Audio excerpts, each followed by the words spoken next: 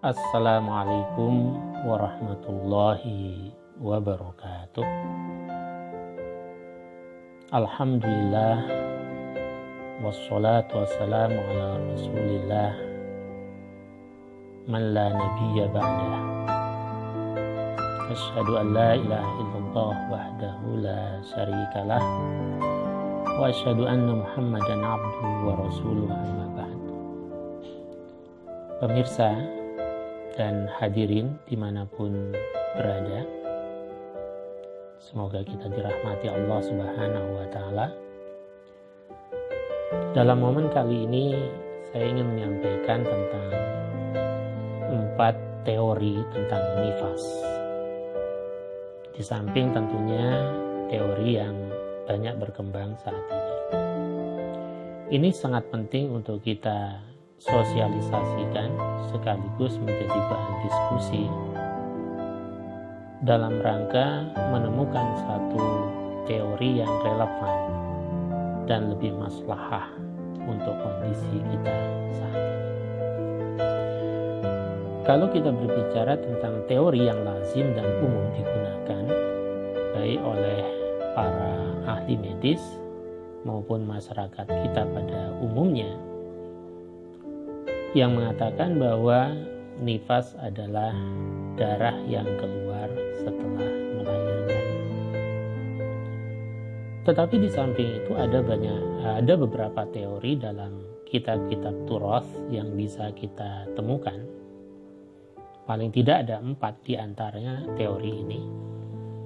Yang pertama, teori yang mengatakan an-nifasu huwa ad-dam an-nazil li ajlil wiladah sawa'un kanat tabi'iyah au qaisariyah. Ini teori yang pertama. Nifas adalah darah yang keluar karena proses atau akibat melahirkan, baik itu secara normal ataupun secara sesar. Kata kunci dari teori pertama ini adalah akibat atau karena proses melahirkan. Kemudian yang kedua, teori yang mengatakan, ini di kalangan mazhab Hanafi dan sebagian dari mazhab Syafi'i, bahwa nifas itu adalah adam alladzi tarahul hamil ibtidaan au hala wiladatiha qabla khurujil walad. Disebut dengan istihadah. Artinya, kalau kita terjemahkan bahwa darah yang dilihat oleh wanita hamil di awal atau saat melahirkan sebelum keluar bayinya itu dianggap sebagai darah istihadah. Nah, tentu kalau kita kaitkan dengan teori pertama yang mengatakan bahwa nifas itu adalah darah yang keluar karena proses melahirkan, maka teori yang kedua ini menafikan teori yang pertama itu. Atau paling tidak kita mengatakan kontra. Sebelum bayi itu keluar, ya dianggap sebagai darah istihadah.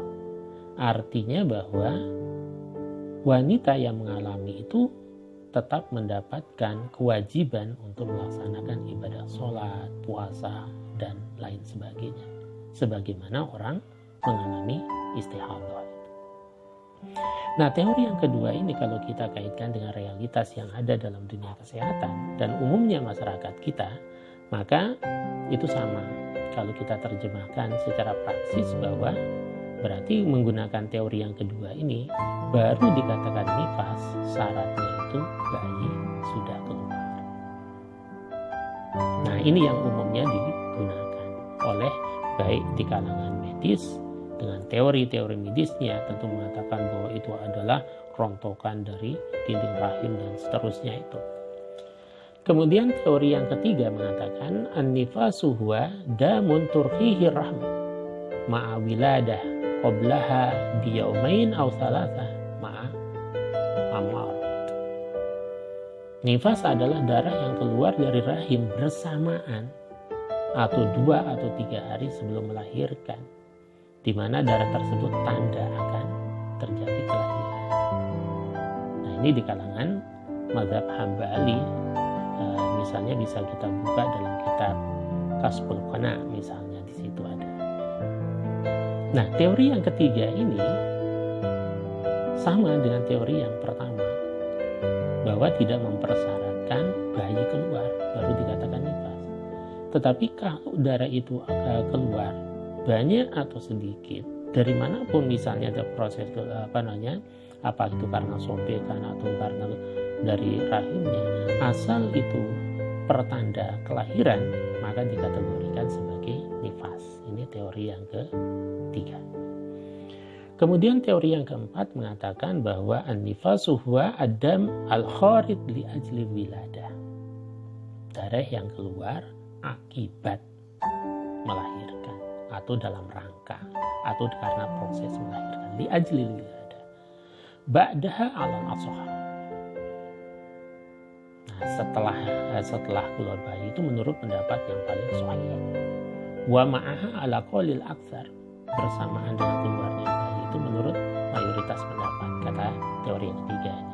Wa qablaha ala qaulil marjuh, sebelumnya itu menurut pendapat yang tercela atau cacat, dianggap sebagai pendapat yang tidak tepat atau tidak argumentatif. Wa arjah annahu haid, dan pendapat yang lebih kuat dikategorikan sebagai darah haid. Nah, artinya di kalangan para ulama mazhab pun terjadi beragam pendapat atau teori tentang nifas. Tetapi kalau kemudian kita kerucutkan, kita simpulkan, ya dua itu artinya.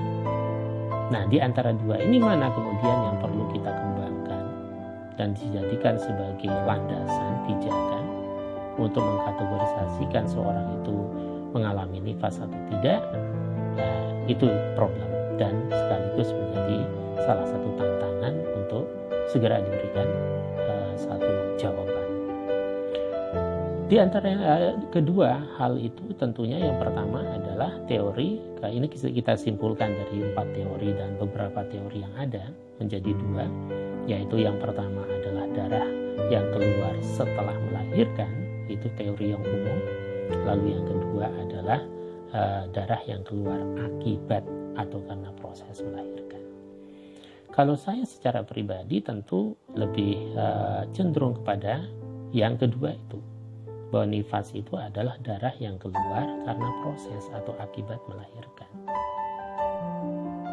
Nah, ini dengan alasan-alasan yang lain tentu, karena kalau kita yakin betul bahwa melahirkan itu sesuatu yang berat, sesuatu yang sangat menyakitkan, bahkan agama mengapresiasi wanita yang melahirkan itu kalau meninggal dia dalam keadaan syahid dan lain sebagainya, maka tentu menjadi sangat tepat ketika teori yang kedua ini yang kita gunakan.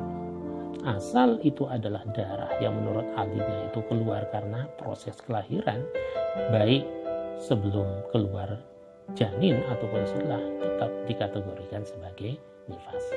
Semoga ini bisa menjadi bahan diskusi kita dan bisa menjadi bahan renungan kita bersama, dan sekaligus untuk bisa menemukan teori yang arjah, teori yang terkuat dalam beberapa tinjauan, tentunya tidak hanya tinjauan medis tapi juga tinjauan agama. Tidak hanya dalam tinjauan agama tapi juga dalam tinjauan medis dan seterusnya, termasuk juga bagian dari pertimbangan itu adalah maqasidus syariah. Maksud dari syariat agama kita ini yang antara lain adalah tentu di situ terakomodir dalam 5 maqasid itu.